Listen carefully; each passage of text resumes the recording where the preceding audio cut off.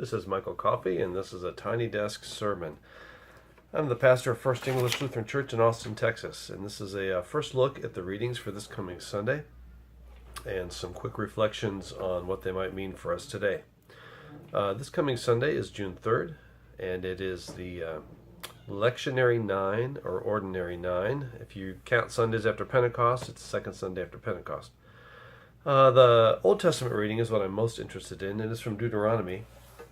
I'll mention the Gospel reading and how it's related, but this is the text I'm really interested in today. Deuteronomy chapter 5, it's the section in Deuteronomy where the Ten Commandments are given by Moses to the people.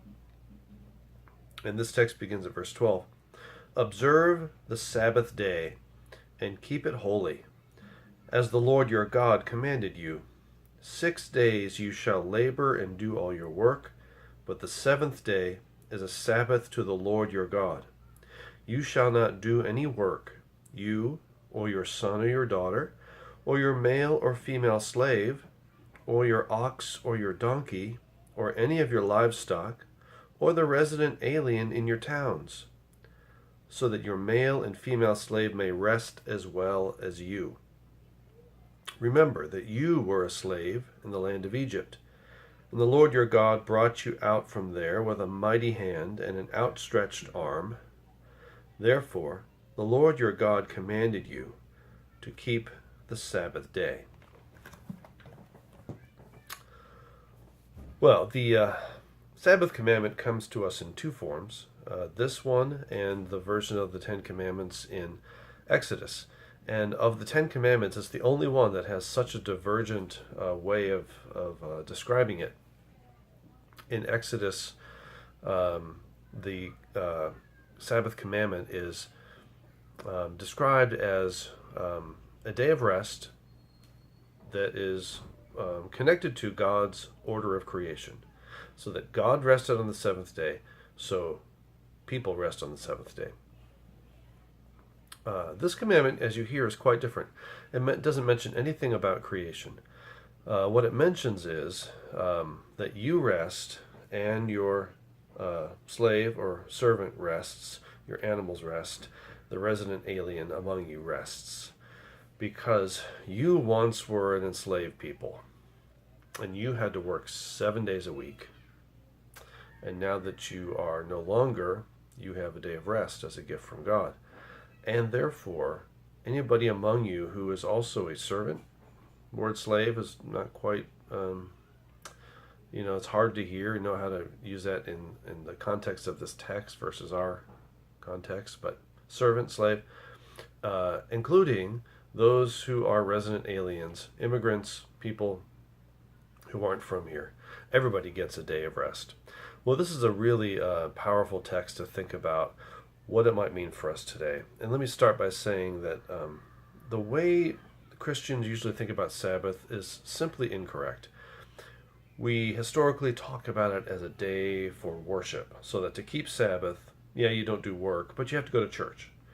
And of course, many of our laws in the United States were built up around this sort of pious Sunday understanding of Sabbath, blue laws and so forth. And we don't really get that in this text at all. The text says nothing about going to church or going to synagogue or going to temple or going to worship or whatever.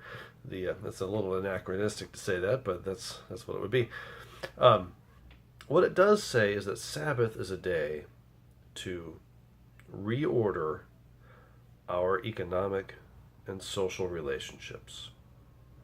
That no matter how much some people have become wealthy and powerful, and some people have become poor and dependent or powerless, at least one day a week, we're going to get rid of all of that. And nobody's going to work. Everybody rests. Everybody's equal. And that this reflects, most of all, of any day of the week, this reflects God's will for how to live as a human community. So the text speaks a lot to us today to think about how we might practice Sabbath. And I said before, of all the commandments, Sabbath is the one most ignored by Christians or deemed irrelevant. And mostly I think that's because we just simply misunderstand it.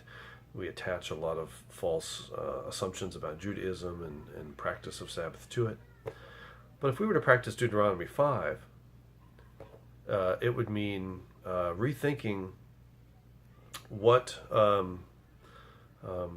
practices we have around economics, around labor, around how we treat those who depend on us for income or for status because they don't have the full rights of our land, and how we create space for them, how we create liberty within a system and a circumstance that doesn't have much liberty in it.